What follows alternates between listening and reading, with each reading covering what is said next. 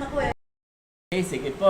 Oras na, alas 3. Tayo po ay magpapasimula na ng ating gawain. Pangungunahan po tayo ni Ate Lenny sa opening prayer. Salamat sa oras na ito. Pagdamat kami po ay kukunti, sinabi mo ako po noon. Sa dalawa, tatlong nagkakapit, nandiyan ang kasama namin. Lord, sa oras na ito, alam ko po na pagdating na rin po yung aking mga kapatiran at ito. Ingatan po sila upang aking sarili ko ng safe.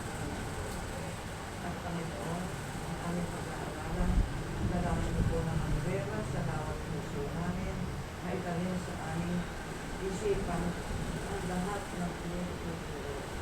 Pagpalain niyo po, Panginoon, ang bibig ng mensahe sa oras na ito. Lord, ano man ang naging kasalanan namin, Panginoon, hinihingi po namin ang kapatawaran sa iyo. Maraming salamat po, Panginoon, po sa oras na ito. Sa iyo ang pinakamaksa pagpapulit, pasasalamat sa amin sa pangalan mo. Amen. Amen, amen. Okay. So, nung linggo, yung mensahe ni Pastor Dan ay na-impress ako, nagustuhan ko. Maganda. Maganda yung kanyang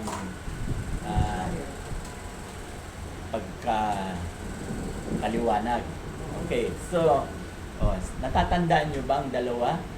Kung ano ba yung ating teksto nung linggo? Hindi bali si Liberty, wala si Liberty. Mindship, Pastor. Ha? Mindship. Mindship. At topic, yung teksto. Sa Roman 12. Yes, tama. Very good. Handang-handa si Ate Lenny. Diba? Pakibasa Ate Lisa, Romans chapter 12, verse 2.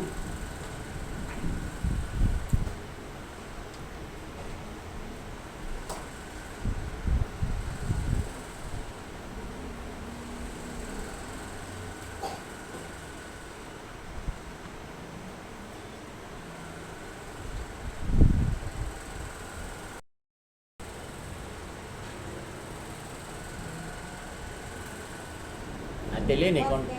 sige. Huwag kayong makiayon sa takbo ng mundo. Nahalip, hayaan ninyong baguhin ng Diyos ang inyong pag-iisip upang maunawaan ninyo ang kanyang kalooban. Sa gayon, magagawa ninyo kung ano ang mabuti, kalulugod at ganang kalooban ng Diyos. Okay, salamat. Ano daw ang ibig sabihin niya, Ate Lisa?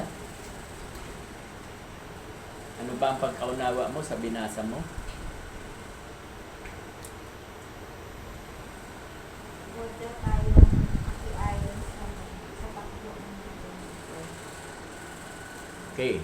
So ang ibig sabihin, no, ang turo ni Apostol Pablo kasi siya ang nagsulat nito, dalawang klase kasi ang tao, Ate Lisa.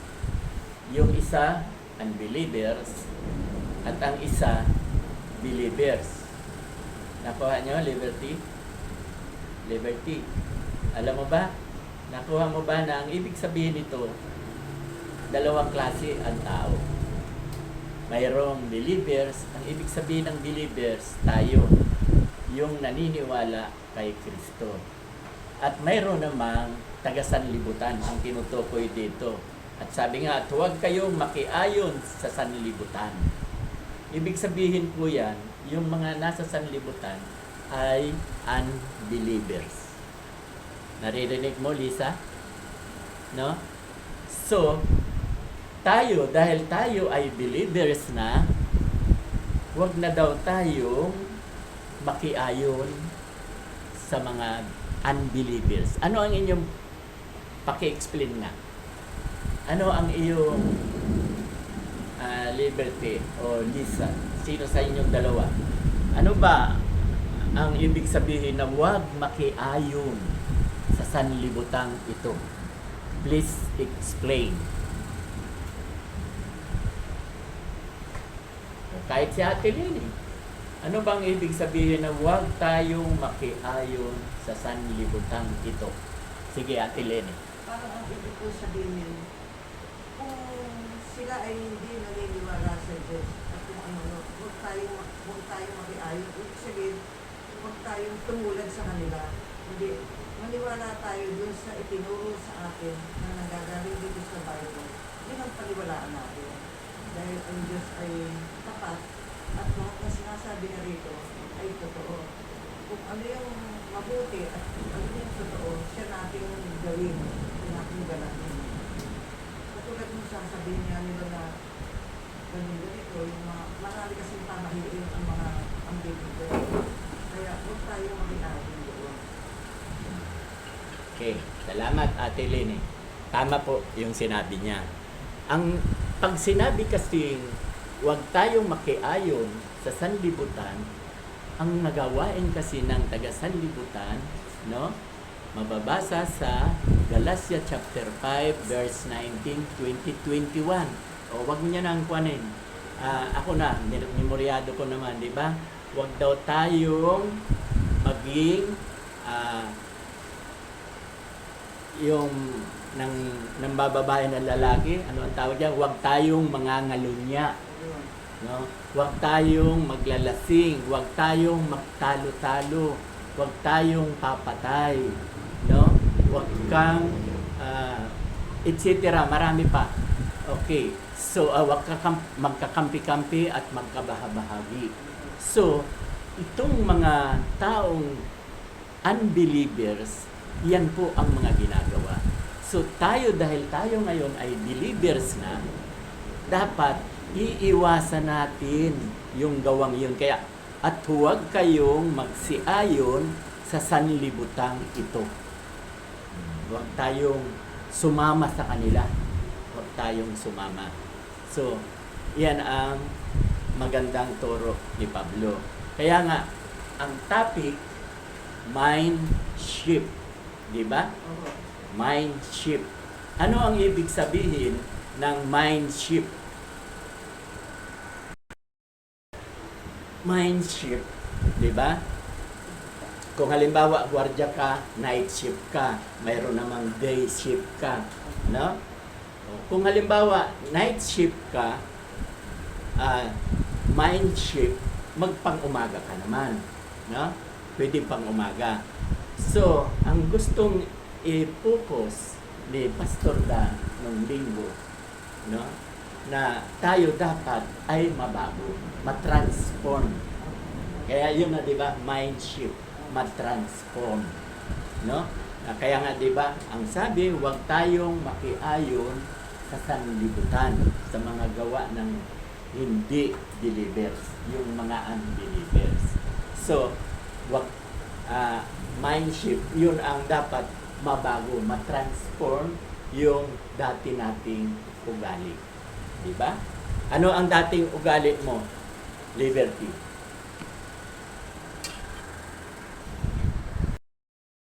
Mga gawain mo noon. Anong hindi ka pa Kristiyano? Hindi rin, nahihiya rin. O sige, ako na lang. Ako na magsasabi sa inyo. Nung dati hindi pa ako Kristiyano, unbelievers ako. Babaero ako, lasinggero ako, basagulero ako, palautangero ako nang hindi nagbabayad, no? Totoo po yan. Totoo yan ako. Ginagawa ko yan noon. So, ang dami.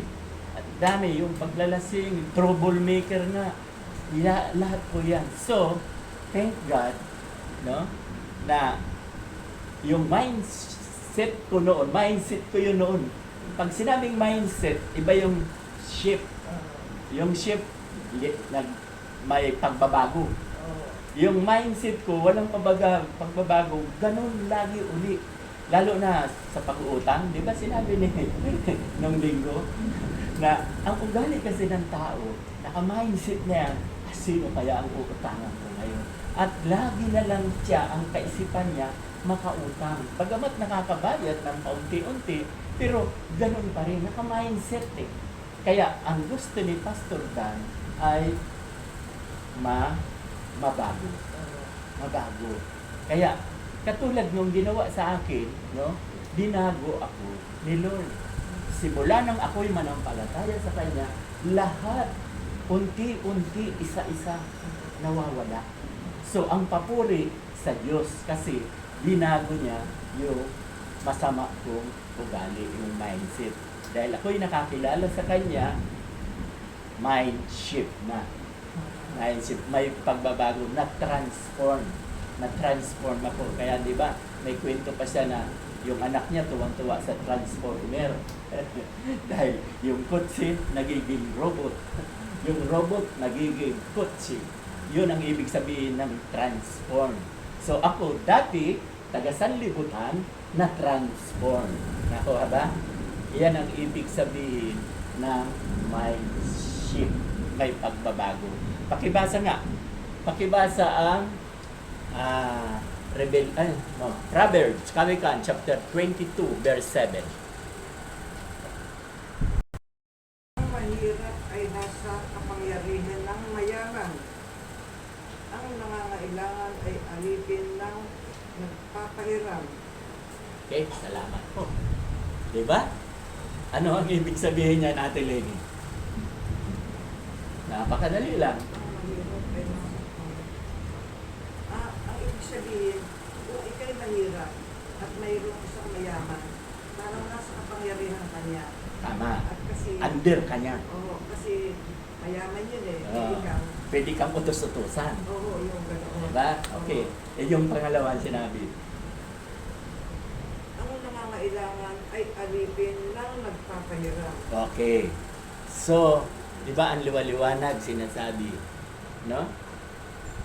Ang nangungutang, sa madaling salita, ay alipin ng di ba?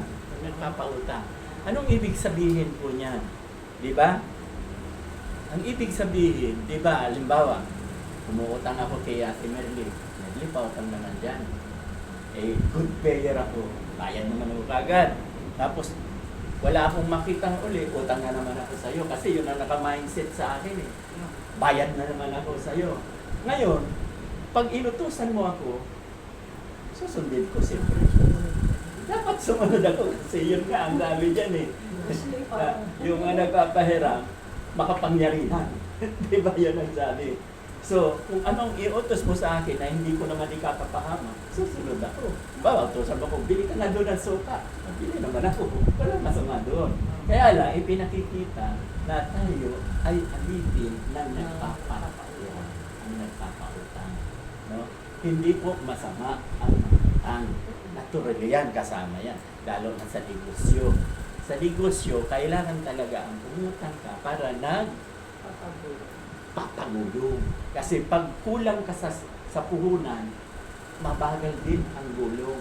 Kaya hindi masama ko ang mangutang. Ang masama, yung hindi nagbabayad ng utang. No? Tama ba, Ate Lenny? Tama po. Ang hindi nagbabayad, yun ang masama. Okay. So, dati, ako nga, di ba, sabi ko, alipin ako ng utang. Nakukuha niyo ba? Dahil sinabi dyan alipin. Ang ibig sabihin, naka-mindset. Hindi shift. Mindset na sino kaya ang malapitan ko ngayon? Dahil nakautang na ako sa'yo, ate-ate naman. Lahat sa kanya naman ako lalapit. Pero kung good payer ako, lahat ng lapitan ko, pagbibigyan ako. Dahil hindi yung masama eh. Gagamitin mo naman sa tama. Eh kaso yung iba, hindi ginagamit sa tama, kaya nagtatago. Yun ang masama. Yung pagtataguan ka, magsisinungaling pa, at paaasahin ka pa, yun ang masama. Mas mabuti pa prangkahin mo na. Magsabi ka na ng totoo. Nakukuha niyo ang ibig kong sabihin. Kasi yun nga, dati ako alipin. Sabi ko niya, alipin ako ng utang. So, pangalawa, ano ang sinabi ni Pastor Dan?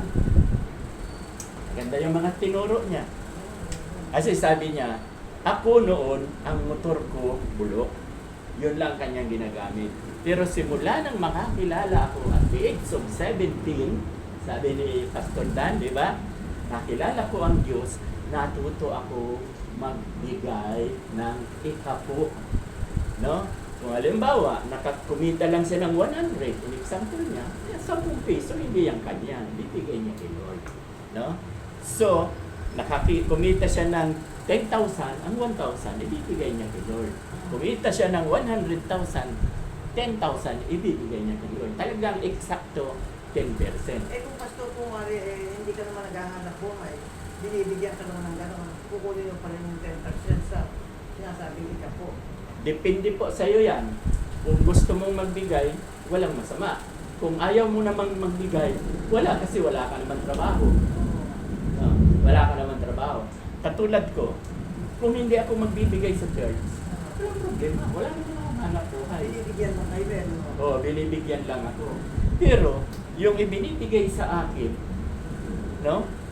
Gamot lang ang binibili ko, lahat ibinibigay ko kay Lord. Lahat. Halimbawa, nabigyan ako ng 10,000 sa buwan ito. No? Alisin ko yung gamot, dahil masama naman pag walang gamot. 4,000, di yung 6,000, ibibigay ko kay Lord.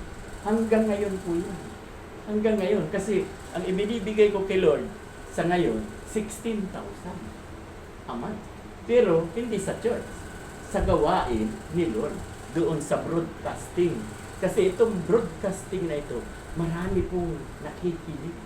At yan nga ang binigay sa akin ni Lord para lahat sila makakilala na. Makakilala. Natural po yan.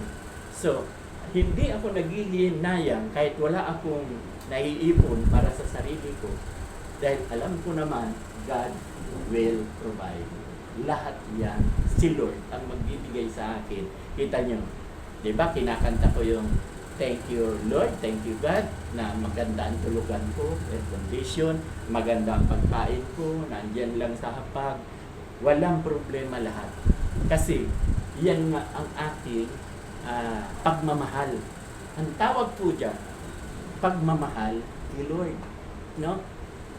Kasi, kung hindi ko mahal si Lord, yung 10,000 na ibinibigay niya sa akin, na actually hindi ko naman hanap buhay, bigay lang ng mga anak. 1,000 lang ibibigay ko kay Lord. Dahil 10% lang eh. 1,000 lang. Eh, pinto ko sa inyo, may natirang 6,000, bigay ko lang. 4,000 lang inalis ko sa gamot. Bakit? Kaya nga ako, hindi ako nagtuturo ng ikapo sa atin. Diba, Ate Lenny? Hindi ako nagtuturo ng ikapo. Ang itinuturo ko sa atin, love. Pag-ibig. Kaya nga, love offering. Nakukuha nyo? Any amount na gusto mo. Hindi pwedeng tutukahan kita, oy, bawal lang hindi magbigay ng ikapo. Magbigay ka, ikaw ganun din. Ikaw ganun din. Diba? Ganyan ang ibang pastor. Sa ibang church, pinagdidili na Ganyan yan. yan. Sa At hindi lang ikapo, may love gift pa. Marami pa. Marami pa. Marami pa. Para sa mission, para sa pastor, para sa kasalanan mong nagagawa. Nasa Bible kasi lahat yan. Pati yung kasalanan mo, maghahandog ka. Kaya ang ibang pastor, sinasamantala yan. Eh, gustong makarami, gustong magkapera. Kaya, inuutos niya, ako hindi. Pero tama na mag-ikapo. Hindi ko kontra si Pastor Dan. Pero, sa loob ng church ko, no, dyan, na pinakatiwala sa akin ni Lord, hindi ko i-impose ang ikapo. Pero kung gusto mo magbigay, walang problema sa akin yun. Ihulog mo. Papasok nga lang sa labo. Nakukuha niyo ba? Kasi depende yan sa inyong conviction eh. Depende sa conviction mo. Kasi kung ang conviction mo ay magbibigay ako, hindi naman ako pinababayaan, okay lang. Pero ang tamang conviction, magbigay ka na huwag kang umasa na ibabalik. Kasi makukuha ka, frustrated ka. Mawawalan ka ng gana. Ay, si Pastor sinabi, babalik, siksik, liglig. Times 10 daw, nagbigay ako 1,000, hanggang ngayon, yung 10,000 wala pa. Sa Malakay 310. Oo, Malakay 310. So, hindi ko yan itinuturo. Gusto ko pag-ibig. No? Nung minsan nga, na-invite ko si Pastor Dan doon sa broadcasting, siya nagsalita. Nagsalita rin ako doon. Eh, nagsalita ako na ang batas dito sa church ko ay walang ikapo. Kumontra si Pastor Dan. No? Pumunta siya doon. Dahil hindi naman kontra. Yung nagpaliwanag siya na ako kasi simula ako magbigay tulad noon, nung linggo. Ganun na ganun ang sinabi niya. Simula nung natuto siya mag-ikapo, hindi na siya pinabayaan at talagang palago ng palago. Totoo yun. No, kaya lang, ang sa akin naman kasi, sa kanya yun okay. Ang karamihan ng tao, hindi okay. Dahil tinatanong ko po yan sa mga churches na napasukan ko na. Dahil 29 years na akong pastor. So, pag tinanong ko, yuko kayong lahat, pwedeng pakitaan sa inyo ang inyong kanang kamay na nagtatapat sa ikapo? Kasi, ibig sabihin, eksakto. Kung halimbawa, 10,000, ang kita mo, magkano ibibigay mo sa ikapo? 1,000. Dapat, pag kinulangan mo yan ng piso, hindi na yan ikapo. Pag sinubrahan mo yan ng piso, hindi na yan ikapo. Kasi ang ikapo, 10%. Kaya, sabi ko, pakitaas po ang inyong kamay kung sino man sa inyo ang nagtatapat sa ikapo. Walang nagtatapat. Walang nagtatapat. Ibig sabihin, walang nagbibigay ng ito. Pwede, kung malaki na yung kanyang pera, yun ang ibibigay niya. Hindi eksakto. Kaya ang sa akin, love offering. Yung bukal sa iyong kalooban. Kaya doon sa broadcasting, sinabi ko, hindi po ako kontra kay Pastor Dan. Tama po yan. Pati nung linggo, hindi ako kontra. Tama yung sinabi niya. Biblical yun eh. Kaya lang, ang sabi ko doon sa broadcasting, pag si Dan ang pinakinggan nyo, pinaniwalaan mo, ang liit ng perang mapapasok sa church. Bakit? Binusalan yun. Kinontrol mo hanggang 10%. Kaya ako, ang turo ko, love offering. Huwag mong kukontrolin dahil pag mahal mo ang Diyos, di ba, the best ang ibibigay mo. Nakukuha niyo ba ang ibig ko sabihin? Kaya, katulad ko, ika 50% ng income ko ang ibinibigay ko. Hindi 10%. Kasi kung 10% lang nga, yung 6,000 na yung sa 10,000 kung natanggap, 1,000 dapat sa church. Pero ang ibinibigay ko, 6,000. Bakit? Pag-ibig. Love, yun ang pagmamahal ko sa Diyos. Dahil alam ko, hindi ko yun binibigay para pagpalain ako. Ibinibigay ko yun dahil mahal ko si Lord. Ganun lang, wala nang iba. Nakukuha nyo ba? Binibigay ko. Kaya, sabi ko, kung ako sa inyo, sa mga nakikinig sa programang ito, sundin nyo si Pastor Dan. Bakit? Maliit lang yan, 10%. Pag kayo sa akin sumunod, more than 10%. O, sino ang susundin nyo? Sabi ko doon sa broadcasting. Mapapanood niyo yan kung gusto nyo panoorin. Di ba? Nakakatuwa. Siya pa ang itinaas ko, si Pastor Dan. Tama ang sinabi ni Pastor Dan. 10%. Kaya wag nyo akong susundin. Dahil pag ako ang sinunod ninyo, love more than. Nakukuha ba? Nakukuha ba? Pero, masarap din naman ang nangyari sa buhay namin lahat. Lahat ng anak ko, bless. Kasi lahat ng anak ko, nagbibigay sa amin. Kasi honor your father, honor your mother. Pag ginawa mo yan, hindi ka pababayaan ni Lord. Yun ang 10%, hindi ka na pababayaan. Hindi lalo na yung love. Yung 10% yan, di ba ang ganda na example niya? Tingnan nyo tong laptop ko. 10 years na yan. Diba? Sabi, ni minsan hindi nasira. Pero proteksyonan. Kasi si Pastor Dan, tapat. Sa ikapo, nagbibigay talaga siya. Tapat siya. So, pero proteksyonan ni Lord na huwag gumastos ng gumastos. Kasi, tilad ng laptop ko, no? Sira na ngayon, naghahanap na. Baka magpadala si ganito. Babayaran na lang natin kung unti-unti. Kasi kailangan na talaga. Dahil sirang-sira na, lumang-luma na yung aking laptop. Okay. So, ganun. Tama. Hindi ko kinukontra si Pastor Dan. Tama naman ito po.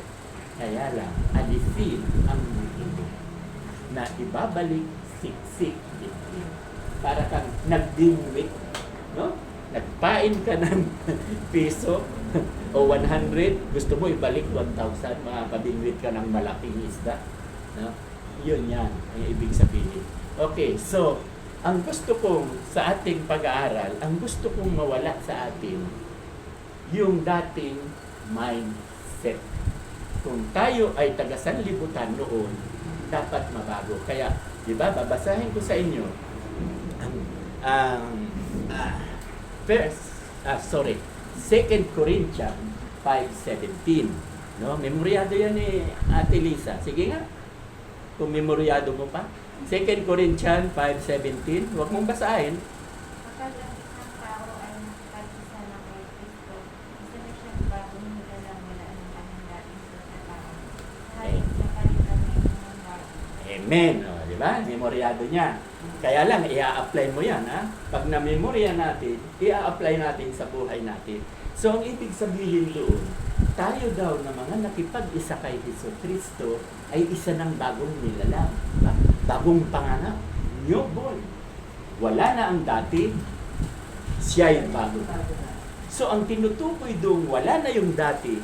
Yung katulad ko, na dati, taga-sanlibutan ako, lahat ng bisyo nasa akin, dahil nakipag-isa ako kay Jesus, simula nung makipag-isa ako sa Kanya, no? Ako na ngayon ay bagong nilalang, ibig sabihin, wala na akong kasalanan. Nakuha niyo ba? Pag sinabing bagong nilalang, wala nang kasalanan. No? Bumalik ako sa newborn, yung na-born again ako. Mamaya, tatalakayin natin yan. Okay, so, wala na ang dati, wala na yung dati kong ginagawa, yung luma, na dati kong mindset na gawin ang gawin nyo, ako ngayon ay bago na. Nakukuha nyo? Yan ang mind sweep. May transform. Na-transform ako. Bakit ko ito sinasabi sa inyo? Just to encourage kayo. Kasi gusto ko yung example ko ay makuha din ninyo. Kasi hindi kayo malulugi.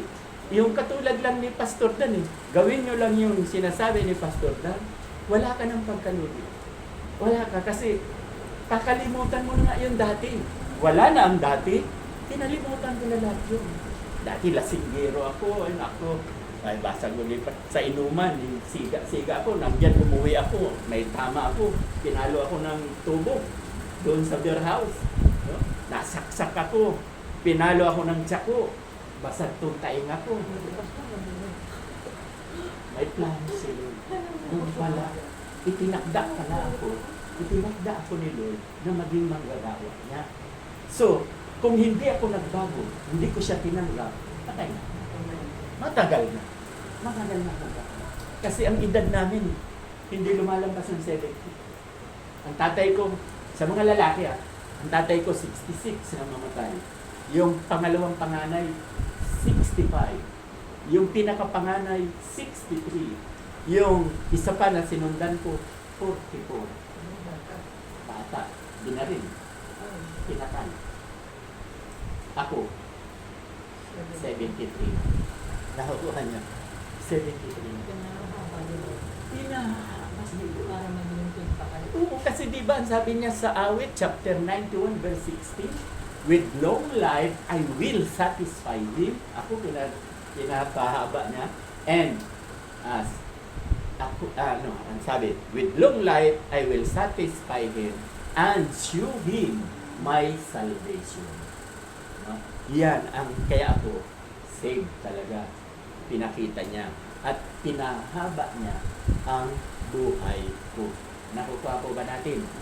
Okay. So, kaya yan, wala na ang dati, siya'y bago na. Tandaan po natin, yung dati nating mindset, kapag Kristiyano ka na, bautisado ka na ba? Saan? Born again. Oh, good. Ate Marilyn, hindi pa. Wag na muna dahil baka mawala pa rin. Joke. Joke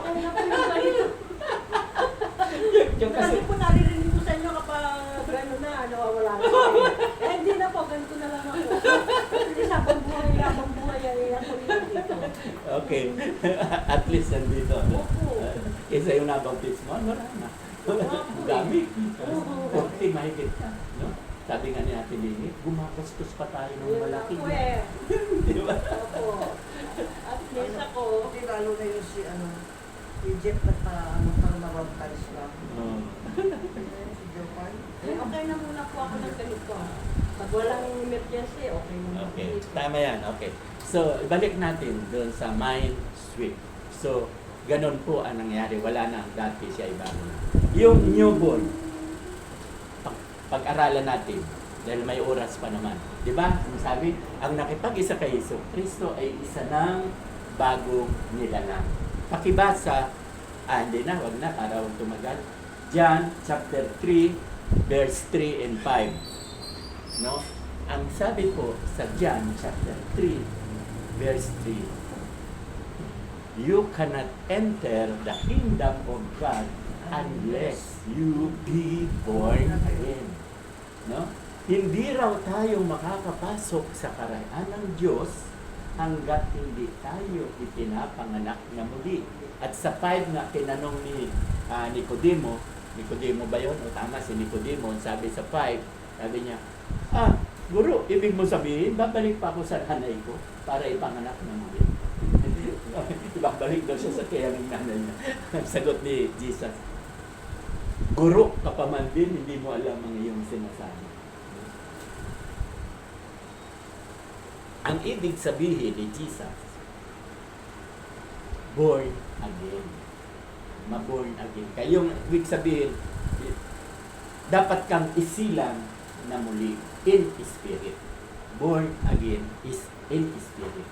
Ang dapat ipanganak na muli sa atin, yung ating espiritu.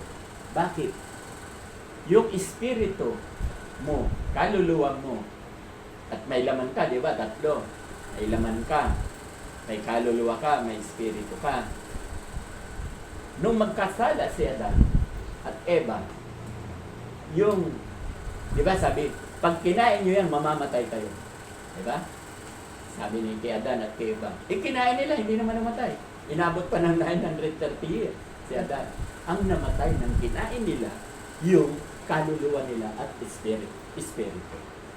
Kaya, katulad sila ng zombie. No? Ang zombie buhay, pero walang pakiramdam. Diba? Pelikula lang yan, hindi naman totoo yan. So, parang inihahalin tulad na buhay ang katawan, walang kaluluwa, walang espiritu, patay. So, paano mabubuhay itong ating kaluluwa at espiritu? Ating isa. Paano mabubuhay ang ating espiritu at kaluluwa? Dahil patay nga, bunga ng kasalanan. Pakainin natin na kailangan natin ng salita ng Diyos para Ang pinakamadali, ang lahat ng nanampalataya kay Jesus, naniwala sa Kanya, nanampalataya ka sa Kanya, yung patay mong kaluluwa at patay mong espiritu na buhay. Kaya nga, you cannot enter the kingdom of God unless ye born again. Dapat ipanganakan ulit in spirit, na buhay yung espiritu mo patay, na minana mo kay Adan. Kasi kaluluwa at espiritu namatay. Bunga ng kasalanan. Minana natin. Nanampalataya nga kay Jesus, born again. Nakukuha ba? No? Ang dami pa talaga palang ituturo. Si Lisa, akala ko alam na ni Lisa yun. No, Lisa? Pag nanampalataya ka kay Kristo, yan, nakipag-isa ka. Yun na nga, sinabi mo kanina. Ang mga nakipag-isa kay Yesu Kristo, doon nabuhay ang patay mong kaluluwa at espiritu. No? Diba? Ganun lang kasimple. Yun ang ibig sabihin. Kaya ang born again, no? Hindi religion. Marami nagsasabi dyan, di ba noon, Lisa? Marami nagsasabi, baka ikaw nga isa eh. Akala ko ang born again, religion. Pero Pastor, may tatanong po ako. Masama po ba yung magmano? Mano Sa saan? isang tao, yung bawa po kayo, ninaluhan ko kayo. Hindi po, Masama ba yun? hindi po masama. Okay. Hindi Kasi masama. meron ako dyan. Kasi hindi pa ako, wala pa ako dito. Talagang, ako naman po pag ano, sabi mo na magalang ako. Oh, galang yan. Ganun po, nagmamano ako. Ngayon, merong time na nagmano ako, ang sabi niya sa akin, ako, alam pa natutong magmano yung born again. Sabi sa akin. Sabi ko, ako naman po, mulat sa nagmamano ako sa kanya. Ang ibig sabihin pala nila, pag born again na, huwag na magmano. Dahil po yun nga. Napahiya po ako siyempre. Oo. Ma, kailan pa nagmano ang bola? Yan sabi sa akin. Eh, ang sagot ko naman, ako naman po, kahit naman po saan ako naman ay nagmamano. Basta ako nananampalataya ko sa Panginoon Diyos, isa lang naman ang sinasampalataya ko, sabing gano'n. Hindi po masama, hindi ko naman masama magmano. Hindi po masama. Umali ko, dahil mo sabi ko, sabi ko, Tingnan mo. kaya sa masama loob ko, kaya hindi ako nakatulog yung time na yun. Hindi, totoo. Tinawagan ko yung tao ka-close ko. Sabi, bakit siya gano'n? Sabi ko gano'n. Bakit naman ako nagmamano dito? Sabi ko gano'n. Kaya nga yung pag ako nakikita ko, pag nakikita ko, alam mo, gano'n pa rin ako, nagmamano pa din ako. Kasi naugalian ko kasi yung Respeto po yan. Opo, di ba? Pagkalat. Respeto yun, di ba? Hindi Hindi po. mo magsalita ng gano'n. Kaya ako, natuto magmano doon. Born again, sabi ko gano'n. Mga, alam mo, kung yung nagsalita, born again din siguro. Hindi po, katoliko po. Katolik po. Eh, bakit sila? Nagmamano sila sa pari. Oh, yun nga po. Eh, ang tanong nga po, kaya nga po sinasabi sa inyo, nung pag gusto nyo tanong ko eh. Pero, Hindi po bawal. sa akin, hindi ko naman nila masama yun. Eh, siguro magmano, di ba? Yung Pagkalan. mano, bigay galang, di ba? Respeto sa tao. O, di ba? Paggalang yun eh. Di ba yung bata, pinamano ko kanina? Opo. Kaya, ang mga bata na pumupunta sa church, lumalapit sa akin, nagmamano. Walang problema. Walang problema. Hindi, sa akin respeto lang yun eh. Kasi nakawalian ko pag nasasalubong ko dyan, o mano, o pares kanina, nakita niya ako, mano, o, diba?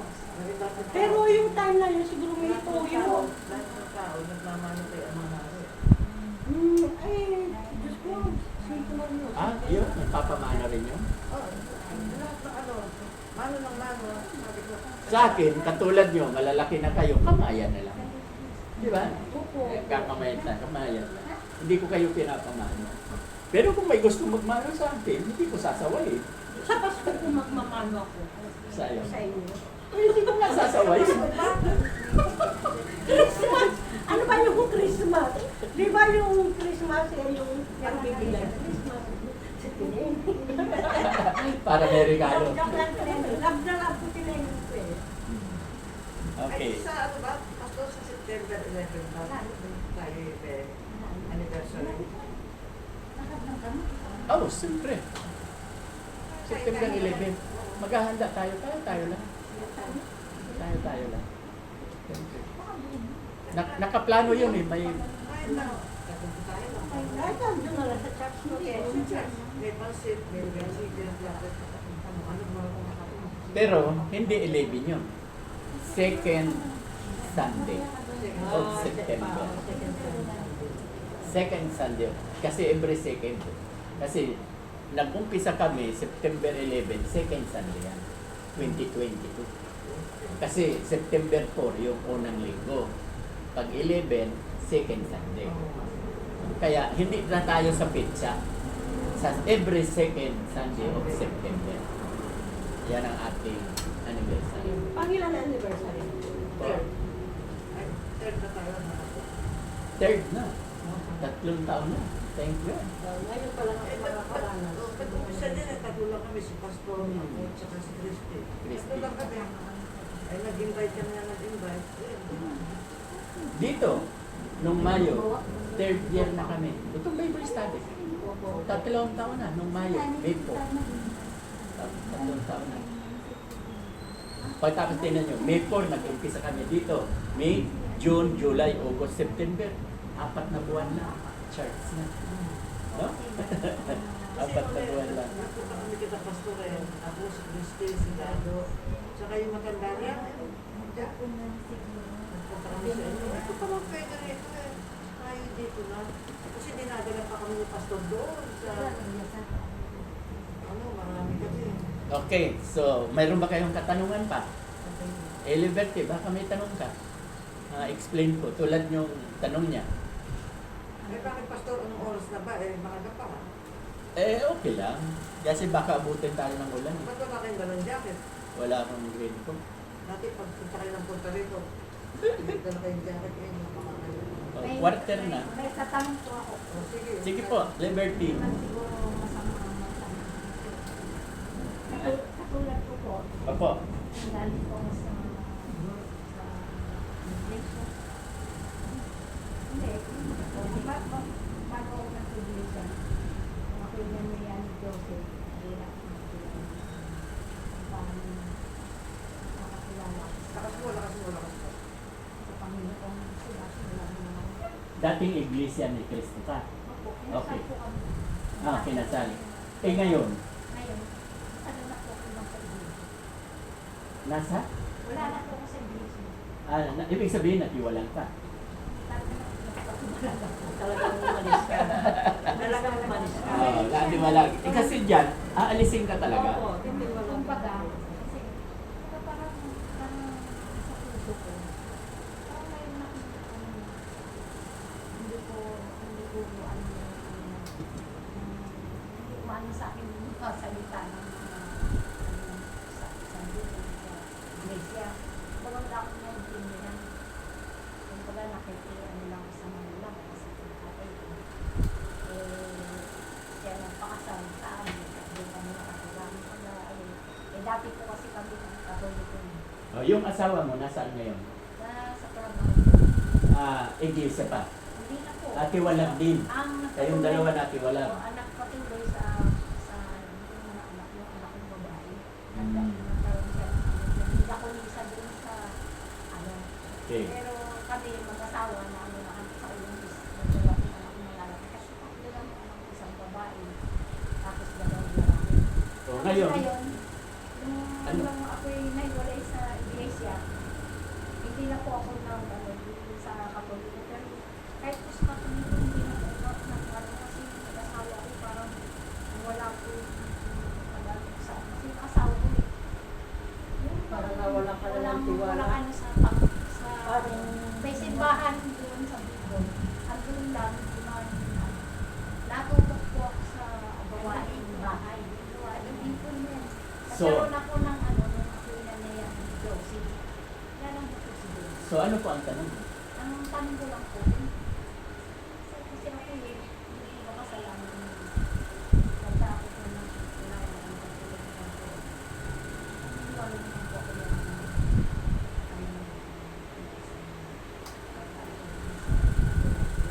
Huwag kang mahiya. Itanong mo kung ano yung tatanong mo.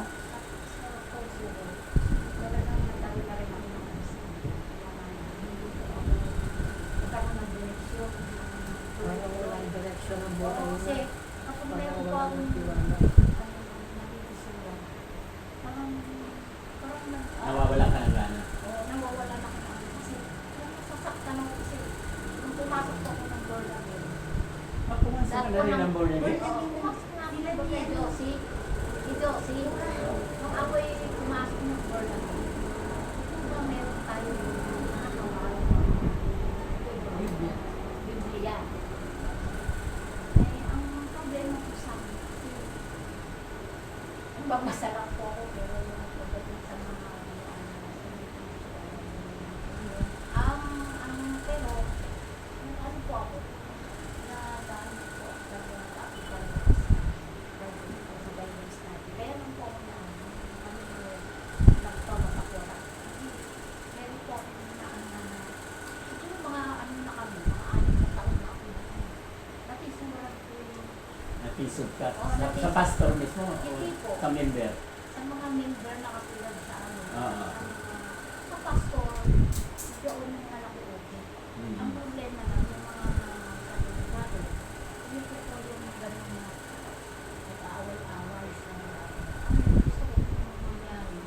Yung magka-stop yung pagmahalan, yung Magkaroon ng peace of mind. sisiraan, magtatanim na ano, kasi nasa Panginoon Sa tayo atin, eh. subukan mo, walang ganyan-ganyan. Sa linggo, pumunta ka doon. Yan siya, nasa Panginoon sa kailangan natin magpatawad.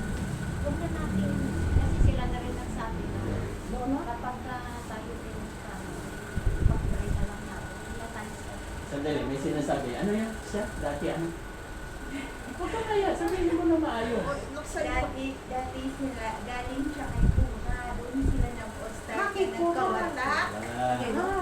Taylor. daw siya kay Tora. Ay, hindi si Cora ang hindi si Cora ang walang sila nga. Oo nga. Hindi, Kasamahan ni pero Cora. kasamahan. Sila Magkasama sila. sila Mismo. sila ang mismo ang Mga nagkakaroon. Kakagulo. Oo. Ayan. Kaya yun, nasaktan ako sila. Saya-saya namin. Yung kami napakarami namin. Sa linggo, magkita-kita tayo sa church. Yun ang, at saka yung kung mayroon po pa rin po ako, nahiya ko. Kaya mo yung nalibungan ko sa pagkakawin ko. Kuha ko, minsan narinig ko. Hindi pwede yung kayo nandito lang, kumakain lang kayo. Tapos hindi kayo marunong mag-anyaya ng mga tao. So, naano ko po Okay. sa mga... So, pwede ko nang sagutin. Dahil mauubos na ang oras. No? Kung ang hinahanap mo ay yung talagang masaya, makalimig, walang gulo, Walang chismis, No? chismis. walang chismis, ang masasabi ko, ang may papayo ko, wala kang matatagpuan. Wala kang matatagpuan na yung hinahanap mo. Kasi lahat ng church, magulo. Kahit saan ka pupunta, magulo. Bakit? Laging nandyan si Satanas eh. Sa loob mismo ng church, diba, may kambing, may tupa. Nag-aaway lagi yan. Tupa at kambing. Itong kambing, makapakawala yan ng dyablo para sirain ang samahan. Katulad namin, pinadalan kami ng kambing. Eh dati, marami na kami, 60. Sinira. Yan sinasabi mo. 30 na lang kami ngayon. Hindi ako nagtatampo na 30 na lang kasi ang Diyos ang magpapalaro yan. Yung mga nagsialis, no? Mga kambing, mga panggulo yan. Magulo talaga yan. Hahanap pa yan ng kakampi. No?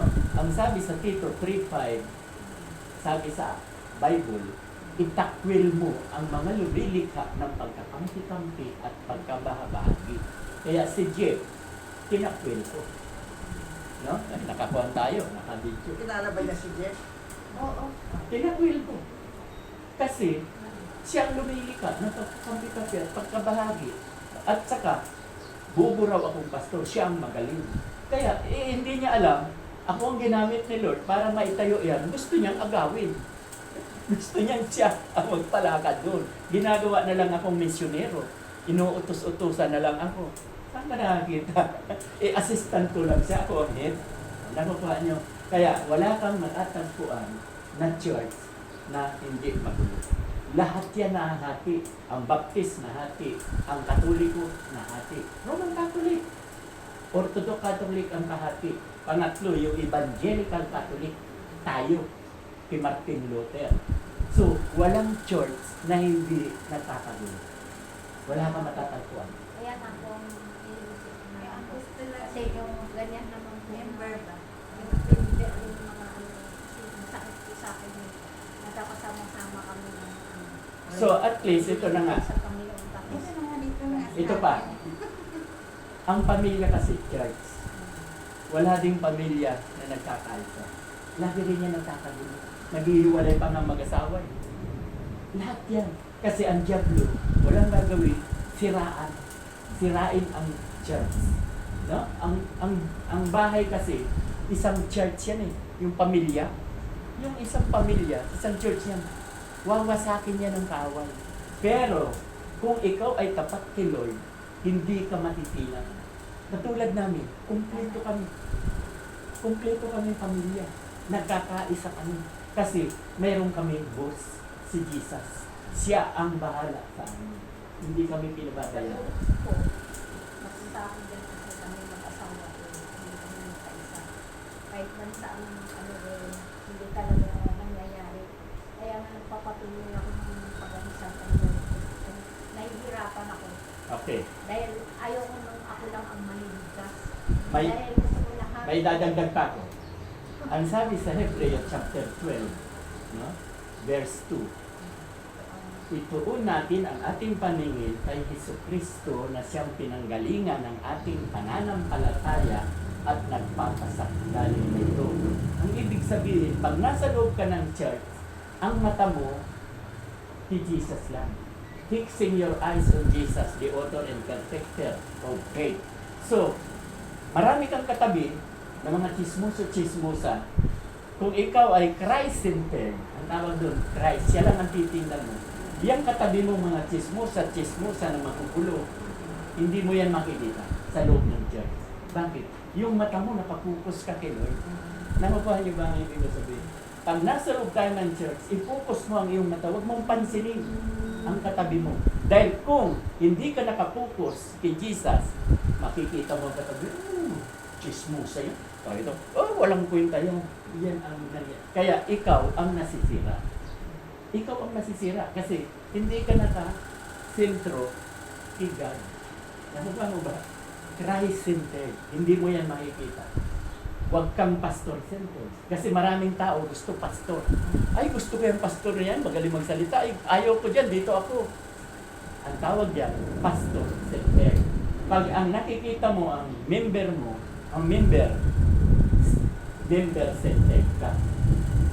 Eh, ang utos nga, Hebrew 12:2, fixing your eyes on Jesus. Doon lang tayo tumingin. Kaya pag nasa timbahan ka, tama makipagkaibigan ka, kaya lubego ka. Pero pagkatapos nung kwentuhan, makinig ka na kay Lord, huwag mo nang tingnan ang katabi mo. Doon ka na kay Jesus. Tama pa niyo ba ang ibig sabihin? So, may iwasan. Save ka. Saka ang save na itinuturo ko, di ba? Sabi mo kanina, na huwag mawawala na ang aking kaligtasan. Ang turo ko, hindi mawawala. Once you save, you are always saved. Nagkamali ka, nagkasala ka, papaluin ka lang. Pag nagkasala ka, papaluin ka lang ni Lord. No? Ano ang palo ni Lord? Nandyan yung maghirap ka. Nandyan yung wala kang makain. Nandyan yung magulo ang buhay mo. Nandyan yung magkasakit ka. Ang karamdaman ay bunga ng kasalanan. No? Hindi yan galing sa Diyos. So, yung hinahanap mo, wala kang nasusuntunan. Ikaw ang kawawa. Hindi po kasi ang lang po. Hmm. Pinaprefer ko po kay nasasabi din po masama ko. Huwag kong titingnan yung mga Oo. basta ang panalangin ikaw nakapokus ka sa kanila. Hindi ba? Yun din lang naman ang sinabi ko ngayon. Asawa ko'y asawa mo. Subukan mo sa amin. Asawa ko niyayari ko pag ayaw ko mama, hindi ko natutunan. Oo, tama lang yan. Pero Ano na lang po yung ipag-pray mo. nakatulog. Ipag-pray mo, magugulat ka na lang, sasama niya. Pinag-pray ko na lang lang. Oo, ipag-pray mo, sasama niya. Walang, sa Diyos walang imposible. Okay, so, mananalangin na po ako, Ate Lini. Closing, oras na, 5 minutes na lang. Tayo natin. Kasi ito, alas 4, alas 2. Sarado sa atin ka. Kaalis ka? Hindi, magbubo kaya lang kung halimbawa ko. Ang bata ko.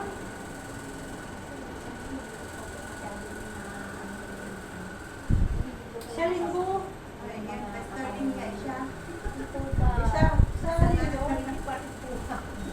Ah, Pag hindi masagot, Naiiyak ka? Kung hindi ko pa po na Walang unawaan kasi hindi naman. walang problema. Alam mo yun, kaya ako nagtatanong sa inyo, Merly, di ba? Yes po ako. Kaya ako nagtatanong kasi gusto ko aware ka sa mga sinasabi ko, yung nakikinig ka. Kasi minsan kasi, mayroong nakikinig, malayo ang tingin. Wala sa utak. Malayo ang tingin, may iniisip yung ano ba doon, ano ba doon. Kaya yan ang aking sistema, yan ang aking estelo para magising ka. No? Para yung ano mang problema, kalimutan mo muna. Ang importante, yung salita ng Diyos ay tinuturo ko. Yun ang importante. Sige, tayo po ay panalangin. Sige, mag-closing Wala prayer. pa sinita. Andiyan si Nathan. Mag-closing. Maraming Diyos na makapangyarihan sa lahat. Maraming pong salamat. At muli ay tinipon nyo kami sa tahanan ni Ate Lini upang kami po ay makapag-aral ng iyong mga salita. Maraming salamat po sa katanungan ni Liberty. Totoo po na talagang masarap talaga ang makakita ng isang church na nagkakaisa. Kaya lang po, nasabi ko nga sa kanya, hindi po mangyayari yan dahil ang gawa ng kaaway ay patuloy na ginugulo ang mga tunay na reliyon. Halimbawa na lang yung isang amo na nagpatanim ng mabuting binhi, kinagabihan, yung masamang binhi naman nagpatanim ang kaaway ng diablo.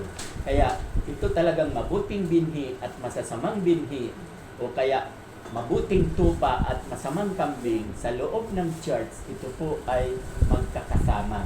Kaya wala po talagang church na mayroong unity. Bihira po yan. Pero hindi, kahit lahat talaga, kasi ang kaaway hindi papayag na wala siyang madala. Kaya laging ang kaaway, ang evil spirit ay nandyan. Pero yung tao, hindi po natin kaaway. Yung tao hindi. Nagagamit lang siya ng evil spirit. Kasi ang tao, nilalang ang tao ayon sa kanyang wangis. Kaya lahat ng tao po, no? Ayon sa wangis ng Diyos. Kaya lang, maraming ginagamit ang diablo para mangwasak. Yan po ang trabaho. Takutin tayo, wasakin tayo, ang mga pamilya winawasak. Kaya, salamat Lord na sa katanungan ni Ate Liberty, na nawa Lord, maunawaan niya na yung hinahanap niya ay wala talaga siyang matatagpuan. Kaya, kung lulubin mo po, isama po ninyo siya sa aming iglesia, pero yun nga po, huwag siyang umasa na kami talaga ay hindi magkakagulo kasi may gawain ang kaaway. Ito po aking dalangin ay binibigay ko po ang kapurihan sa pangalan ni Jesus na aming tagapagligtas. Amen. Amen at amen. Okay. Ito, iuwi mo yan. Ayan, kainin mo na yan. Ito, Oh, sa inyo yan. Ito, iuwi naman yun. sila. Ayan. Mayroon na. Ito ang iuwi ko para kay Mrs. Kakain na lang ako rito ng isa. Ayan. Ay, hindi ko nadala yung lalagyan. Hindi na, hindi ko na kailangan yan. Hindi mo na kailangan. Hindi na. Nag-iiwas ako sa matamis. Dahil, wag na. Diabetes ko ba? Nag-check ako. Ako, hindi ako kumain yan. Ilan ba siya? Almost 300. Ay, Diyos ko, parang mataas po yun. Ay, mataas. Taas, 300. Ay, wala ba kayo ininom na... Mayroon, may maintenance ako. Kaya lang, yung maintenance ko nagiging lason dahil kakakain ng bawal. Oo, lason daw. Pastor, pag gusto ko uminom ng soft drinks, parang nato yung laway ko, gusto ko yung laway talaga. Salamat. Kaya iwas ako.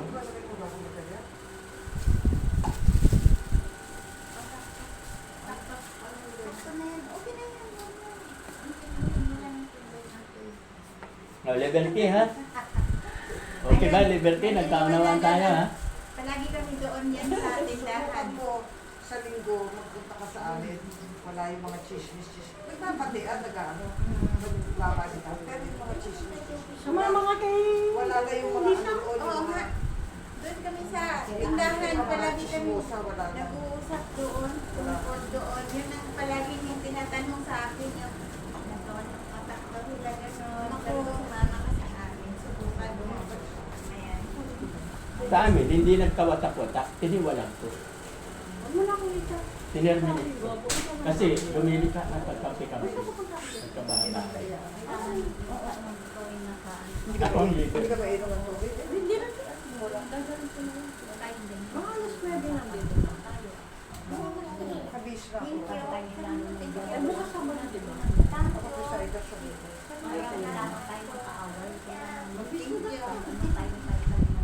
Eh, mag-fish na ba?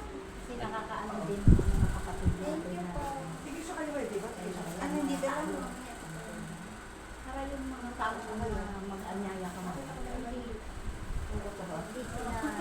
Sabi ni Edna. Kaya nga bagong buhay. Para ano? Wala ko mabiyaran dito. Wala nga, okay na yan. Pag nandito ka na, Walang problema. Okay na. nahanan ng pamilya. Saka dito, pag naligtas ka, hindi na mawawala. Nagkakasala, natural magkasala. Papaluin ka sa kasalanan mo. Pero still, safe. Papaliwanag ko sa inyo lahat yan.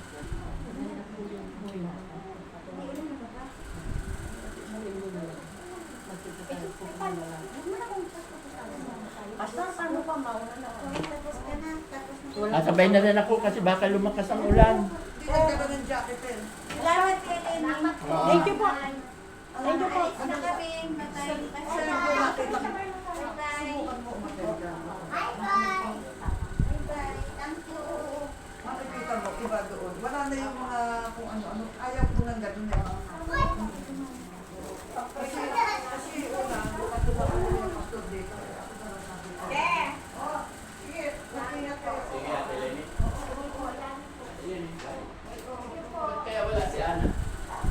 Problema ni Ana. Oo, hindi naman siya sa akin eh.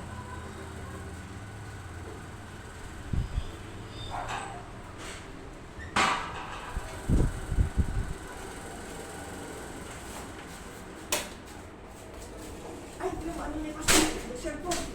Ihabol mo. Ayan, dali, ihabol mo. Tawag ko si Pastor. Ihabol mo.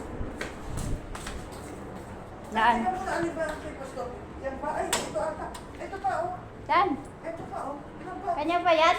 Oo, eh, sino mo nung may cellphone na ganyan. Tingnan mo kung ano yung kung pareho sa kanya. Tingnan mo rin yung akin. Tingnan mo. Tiga lang. Sige, magpaka na lang.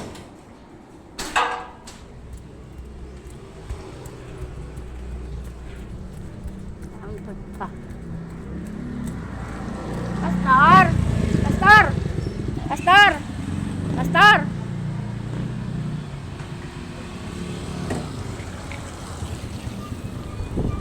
Cellphone niya po. Naiwan ko lahat. Opo, dalawa. Thank you.